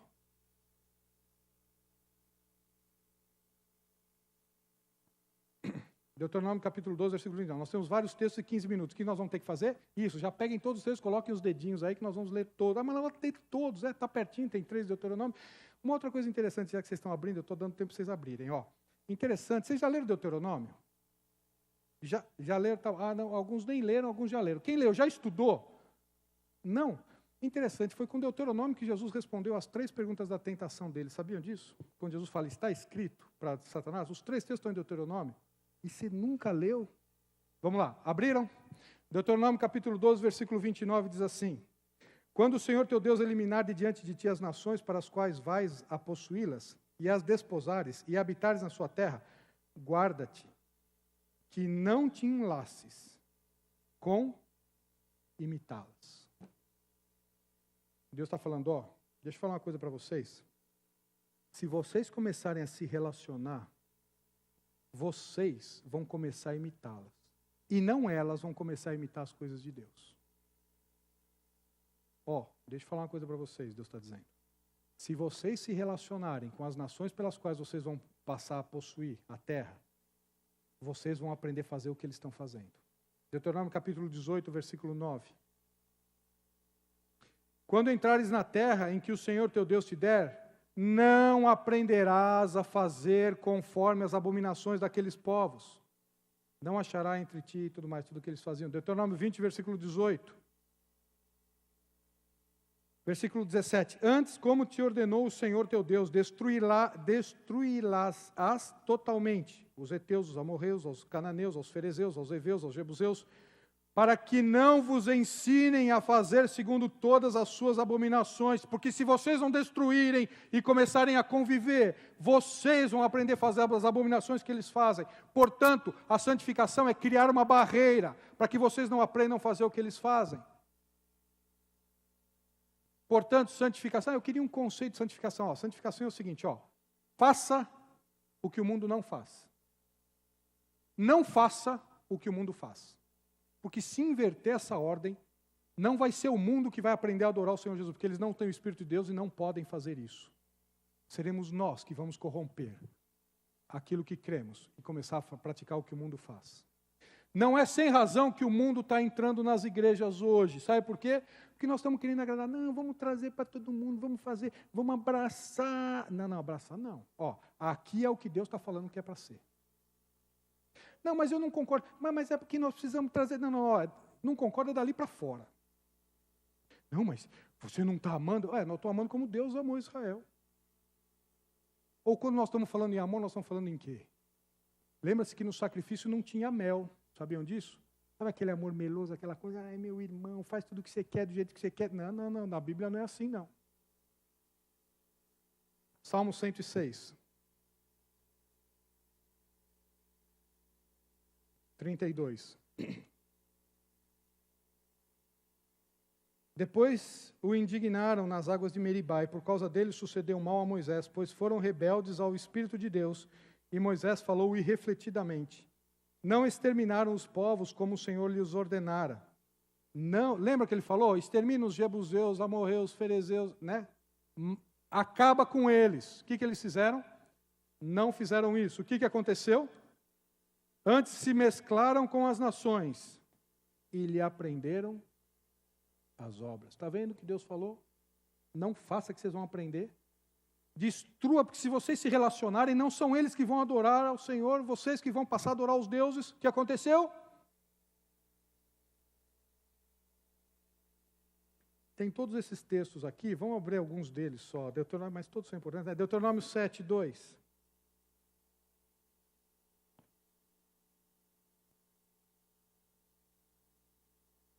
Mas eu pensei que ser santo era do meu jeito, meu coração que manda. Então, olha lá, reveja os seus conceitos. Deuteronômio capítulo 7, versículo 2. E o Senhor teu Deus as tiver dado diante de ti para as ferir totalmente, as destruirás.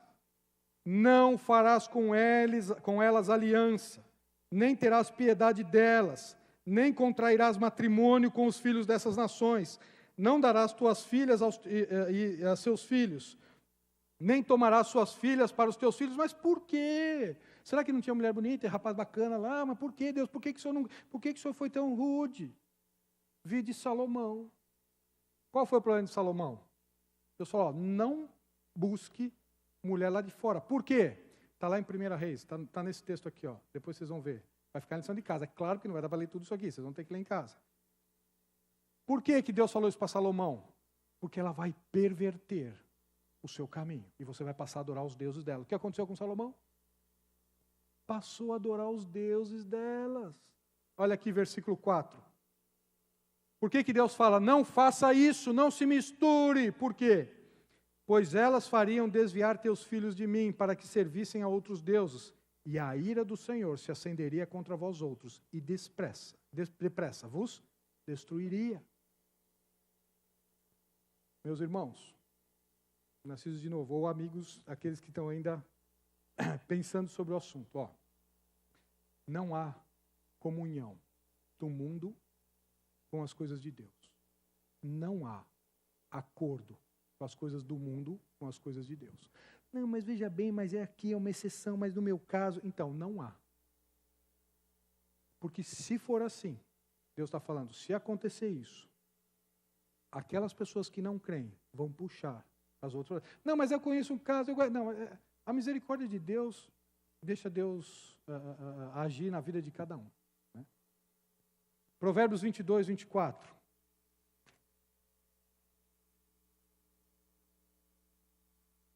Provérbios capítulo 22, versículo 24. Mas por quê?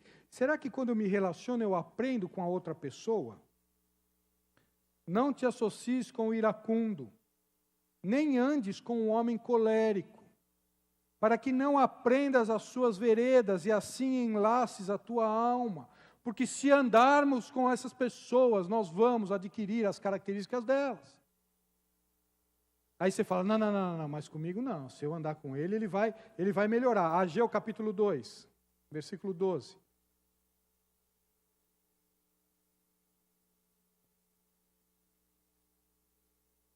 Ageu 2, 12.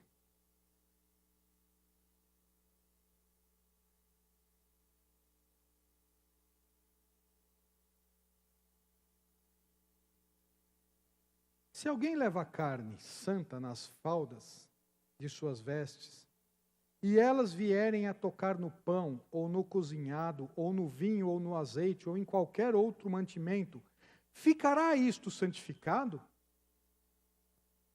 Responderam os sacerdotes. O quê? Não. Se eu estou levando alguma coisa santa, né, e toco em alguma coisa que não é santa, que é impura, do ritual que tinha na primeira aliança. Então eu estou levando alguma coisa santa e toco em alguma coisa impura. Ela fica santa? O que os sacerdotes responderam? Não. Vamos continuar? Versículo 13. Então perguntou Ageu: se alguém que se tinha tornado impuro pelo contato com o corpo morto tocar em alguma destas coisas, ficará ela imunda? Responderam os sacerdotes: sim. O que esse princípio aqui nos mostra? Quem vai influenciar quem? O santo influencia o imundo para ele ficar santo? O imundo influencia o santo para ficar imundo? Cuidado, não, mas você não sabe, me conhece, como é que você está falando assim, você não me conhece, eu estou lá no meio, eu me pareço, eu sou igualzinho, eu faço, não, mas eu influencio, cuidado, porque você provavelmente vai ser influenciado a fazer coisas que não adoram a Deus, que não agradam a Deus. Por que isso? Qual que é o problema? Provérbios 29, 27 e 2 Coríntios 2, 14. Vamos para esses dois textos. Provérbios 29, 27. 2 Coríntios 2, 14.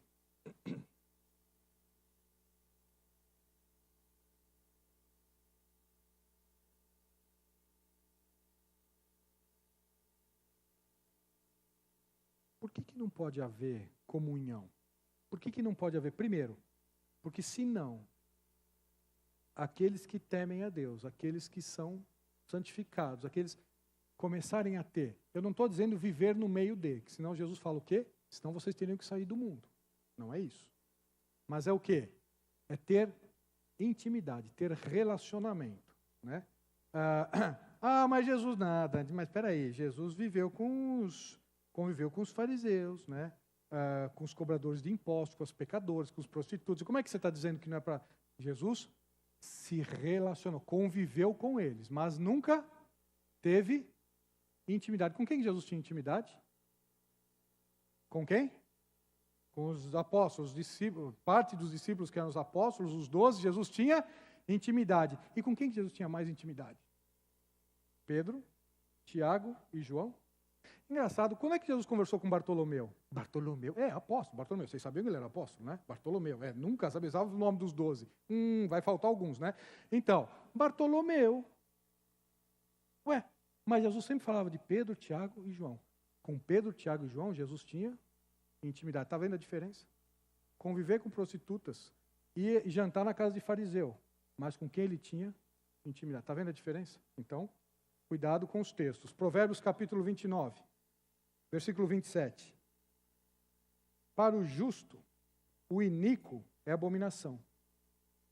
E o reto no seu caminho é abominação ao perverso. Porque um vai incomodar o outro. Já pensou? Você chega para o seu amigo incrédulo, vamos na igreja, eu quero adorar o Senhor. Você quer o quê? Adorar? Eu quero ir para a balada, mas do que você está falando? Né? Oi.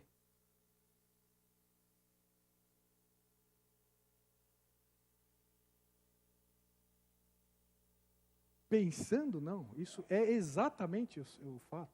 Né?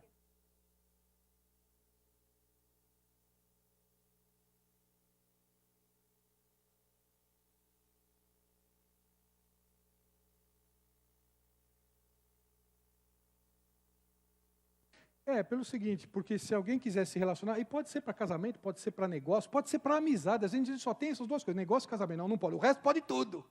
Não, amizade. Né? Ora, como é que eu vou estar? Já pensou, eu estou com um problema no meu trabalho, eu chego para o meu melhor amigo, ligo para ele, vamos orar? Ele fala, o quê?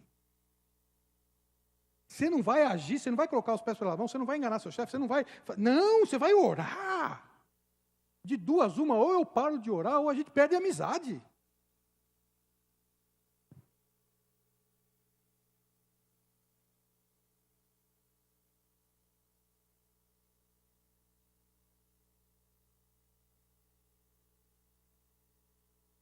sociedade. Já pensou? Então, vai chegar a hora do imposto de renda. Como é que nós vamos pagar? Pagar imposto de renda? O que você está falando, amigo? Não, estou falando de pagar imposto de renda, porque Deus está falando de imposto de renda. Não, eu quero, vou sonegar. Que história é? Como é que pode haver? Sabe por quê? Porque um vai começar a irritar o outro. Você está falando de Deus nessa situação, cara. Já pensou, então? Casamento, sociedade, podem pegar o que vocês quiserem.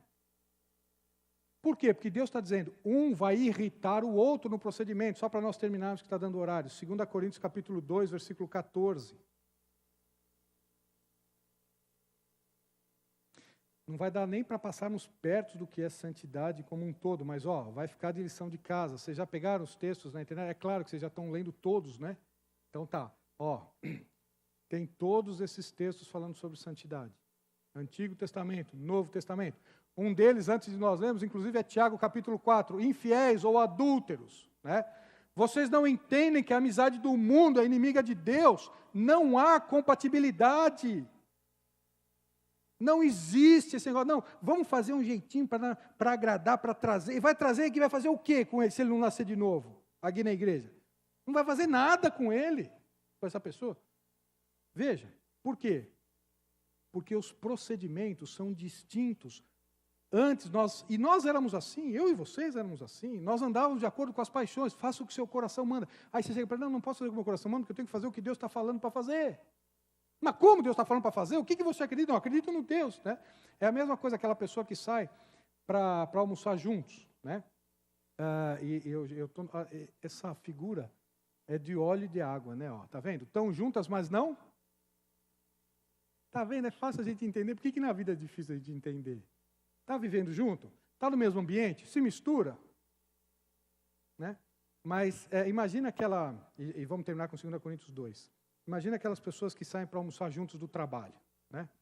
Você vai almoçar? Vamos almoçar juntos então. Aí uma pessoa gosta de comer pizza, comer mousse de chocolate de sobremesa e tomar refrigerante. A outra não, a outra come salada, fala alguma outra coisa mais light aí que eu não estou muito acostumado. Suco e grelhado. Né? Vocês já viram mais ou menos como eu me posiciono. Bom, eu falo que essa barriguinha não é de tomar água, né, pessoal? Tomo água. Não, então vamos lá. Essas pessoas vão sair um dia juntos. Né? Vão para o restaurante, eu quero ir para a pizzaria. Não, eu quero ir para um restaurante que tenha grelhado. Um dia ele vai abrir mão, né? Um abre mão, tá bom, eu vou com você. Eu não como nada, como um pedacinho de pizza, o outro abre mão, o outro dia vai no grelhado. Dá uma semana, os dois estão almoçando separados. Por quê? Gostos diferentes. Estilo de vida diferente. Está vendo por que Deus cria barreira? Para falar o seguinte, porque o estilo de vida é diferente. Agora, se começar a se relacionar muito, se esses dois saírem para almoçar todo dia, eu garanto para vocês, que um vai começar a comer bife ou o outro vai começar a comer pizza. Eu aposto que o outro vai começar a comer pizza, mas vamos lá. 2 Coríntios capítulo 2, versículo 14. Graças, porém, a Deus que em Cristo sempre nos conduz em triunfo. E por meio de nós manifesta em todo lugar a fragrância do seu conhecimento. Porque nós somos, para com Deus, o bom perfume de Cristo. Olha aqui.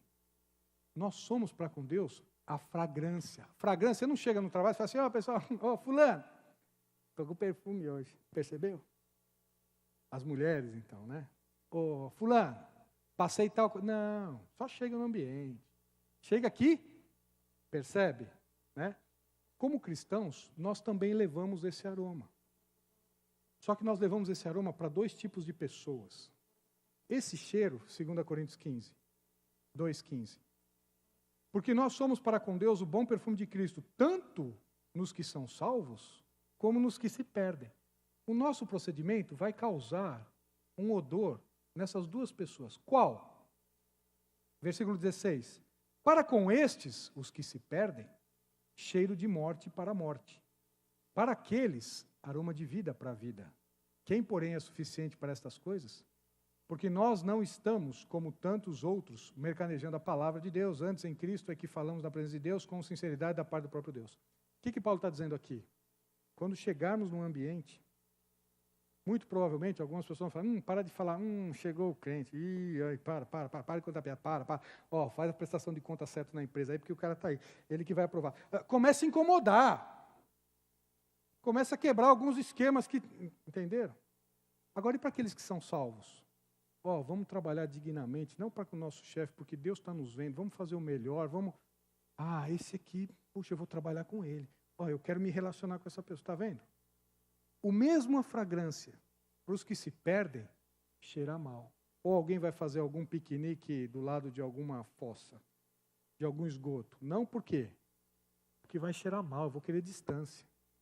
Mas e se for num parque, com flores, com um cheiro agradável, o que eu vou fazer? Eu vou ficar perto, está vendo? Princípio de santidade. Santidade é um estudo para se fazer por meses, semanas, meses. Né? Estudem o tema, porque é desta forma que nós aqui vamos viver uma vida e nós vamos adorar o Senhor Jesus na eternidade. Começa aqui a nossa adoração ao Senhor. E não quando chegar no céu, o que eu faço mesmo, Senhor? Como é que eu tenho que adorar? Não, já foi feito lá embaixo. Jesus vai falar assim, já foi feito tudo lá embaixo. Como é que você vai me adorar? Alguns vão fazer assim, não sei o que sobrou, né, Senhor? Que o resto queimou tudo. Como é que nós estamos vivendo? Vocês estão entendendo a importância da nossa vida com Deus aqui? A vida eterna começa aqui. A adoração ao Senhor começa aqui. Os galardões que nós vamos receber começa aqui. Aquele que começou a boa obra de completá-la até o dia de Cristo começa aqui. Santificação começa aqui. Como é que nós estamos vivendo? De acordo com o que o nosso coração manda? As paixões que tínhamos anteriormente? Ou de acordo com as determinações que Deus está mandando? Porque haverá distância. Não para nós irmos para o monte, vivemos lá uma vida santa, porque somos pecadores também. Ninguém contou isso para vocês. Então, deixa eu falar para vocês, nós vamos continuar pecando. Nós temos que correr para o sumo sacerdote todos os dias. Mas, criando o quê? Barreiras, porque senão nós vamos aprender, e nós não estamos livres disso. Nós vamos aprender a fazer o que o mundo faz. E o mundo, se não nascer de novo, não vai aprender o que fazemos. Portanto, a adoração é espírito e em verdade, é por isso que quem não é novo nascido não pode adorar. Não tem o espírito. Eu vou entrar no outro assunto e vamos orar, então, senão eu vou me empolgar aqui. Vamos orar. Senhor Jesus, muito obrigado por esse tempo. Muito obrigado pela tua palavra, Senhor, e queremos te adorar como Deus que o Senhor é. Te adorar por esse plano extraordinário da salvação do Espírito que depende apenas da fé que depositamos no Senhor Jesus, nessa obra concluída da cruz, e que não parou na cruz, mas o Senhor ressurgiu para nos imputar a nós a justificação, depois do perdão dos pecados na cruz, pelo sangue derramado. Queremos te louvar, ó Deus, por isso. Ó Deus, mas entender também que depois da salvação, da justificação, o Senhor inicia em nós o processo da santificação. Um processo que o Senhor faz em nós o querer, o Senhor faz em nós o realizar, o Senhor opera em nós para depois nos galardoar, nos dar prêmios, ó Pai, para adorarmos ao Senhor Jesus. E esse processo, ó Deus, é um processo de santificação. É um processo que começa no dia em que nascemos de novo, na família do Senhor. E vai terminar quando o Senhor nos levar para a glória. Ó Deus, que o Senhor trabalhe em cada vida aqui, em cada coração, para que possamos adorá-lo na eternidade, desde já, com o reflexo das nossas vidas aqui. Não vivendo daquilo que achamos que é o correto, de acordo com o nosso coração, de acordo com os nossos sentimentos, de acordo com aquilo que achamos que é o correto, mas de acordo com aquilo que o Senhor diz, de acordo com o Teu Espírito agindo em nós, para a glória do Teu nome. Pai, te peço por cada vida aqui, e que o Teu Santo Espírito nos ensine. Ensine a cada um de nós, nos conduz à verdade que é o Senhor Jesus. É em Teu nome, Senhor Jesus. Amém.